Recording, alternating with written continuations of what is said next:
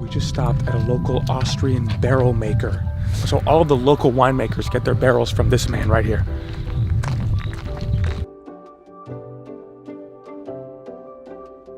This is the wood before he makes them into the planks, right?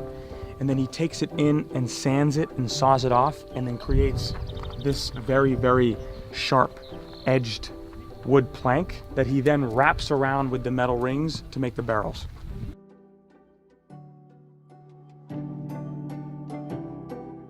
There are probably over 1,000 metal rings in this yard, and you can see that some are small and some are huge. So these are made for huge barrels of wine, and it's still gonna be the same principle.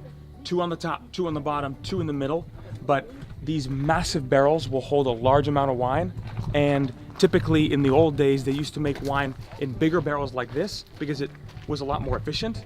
And nowadays, in a niche, winemakers make smaller barrels of different cuvées. So that's why he has both different types, for large batches and also for smaller cuvées. So check this rack of metal rings out. So he batch makes all of these metal rings in advance and then makes the wood separately and then brings them together. Now these rings then show up on the barrel like this. So there's 2 along the top, 1 here, 1 here, and then 2 along the bottom.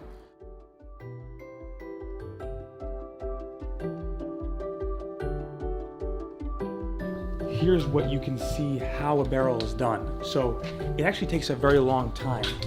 You have to string together all of these different wood planks and just let them sit and mold and form for days, sometimes weeks.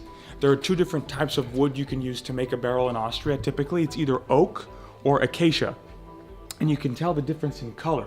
So oak is a little lighter and acacia is a little more red in hue, right? So some barrels have both, but it's usually either one or the other. Now, when he's done this round, he turns it over and does the same thing on the other side, and it ends up hugging together to make a really nice round barrel.